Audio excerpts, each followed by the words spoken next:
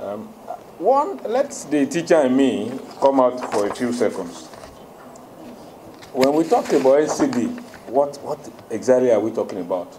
I think we're talking about a group of diseases that cannot be transmitted from one person to the other.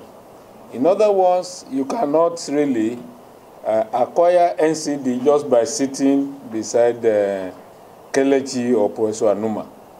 So these are diseases such as cancers, chronic respiratory disorders, cardiovascular disorders, autoimmune disorders, mental problems, quite a host of them. But the thing about them is that I can now catch it when I'm with you. And globally, it is the #1 cause of death.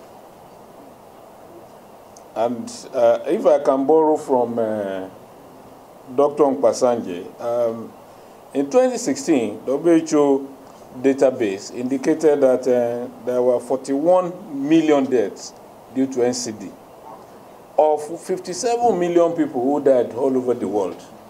And that is about 71% of deaths. So all over the world, it is the #1 cause of death. But in Nigeria, it is not the #1 cause of death. The #1 cause of death in Nigeria are still the communicable diseases, deaths from pregnancy and related causes.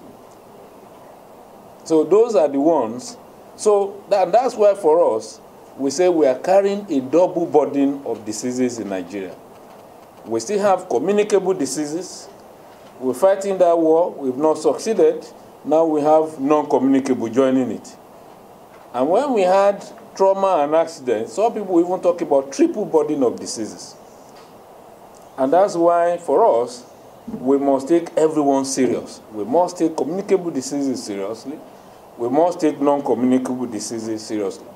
And then, globally, when we talk about premature death, anybody who dies before age 70 has died prematurely. So anybody here who is less than 70 and dies is a premature death. It's not the 6-week death or 1 year. No. Premature death is anybody dying before age 70, which is also the biblical age. So you must get to 70.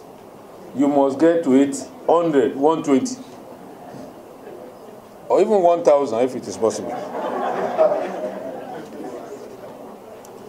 And so when we try to look at it both sides, globally, when we look at all deaths, the cardiovascular diseases, about a third, 1 out of 3 people all over the world will die from cardiovascular. Cancers will be about 16%. Chronic respiratory disorders, 7%. Diabetes, 3%. And other NCDs, mental problems, autoimmune disorders, osteoarthritis, osteoporosis, will be about 15%. And then globally, the communicable diseases, neonatal disorders, perinatal death, maternal mortality will be 20%, 1 in 5. But when you come to Nigeria, there is a reversal. Don't start my slide. I've not started my slide at all. So you still go back to the beginning of my slide. I started putting this together when people were talking about the statistics. And I thought as a teacher I must correct and put it in the correct perspective. In Nigeria, cardiovascular diseases is 11%, cancers 4%, when you look at what is happening globally. Globally, cardiovascular is 31%, but in Nigeria it is 11%. Cancers globally 16%, in Nigeria it is 4%. Chronic respiratory disorders 7% globally, 2% in Nigeria. But the communicable one globally is 20%, but in Nigeria 63%. But because we are getting older in Nigeria, a few years back, our life expectancy was 45. The last review showed 54.5. The women live a little bit longer than men. Now, God knows why. You women, you are stronger than us. So as we grow older, many of the diseases will start coming on. And that's why this is the time for us as a country to take decisive action. Because if we don't take it now, in 10 years' time, it will be a serious problem for us.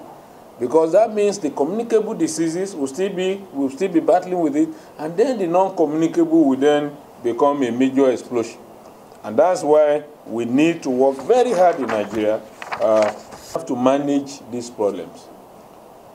We can manage hypertension, we can manage diabetes before it destroys the heart and the kidney. We can manage them. For now, we do not have a cure, but we can manage. And when we manage them, we will live beyond 70. And then we can manage cancer. That may be worrisome to many people. How can we manage cancer? Cancer can be managed.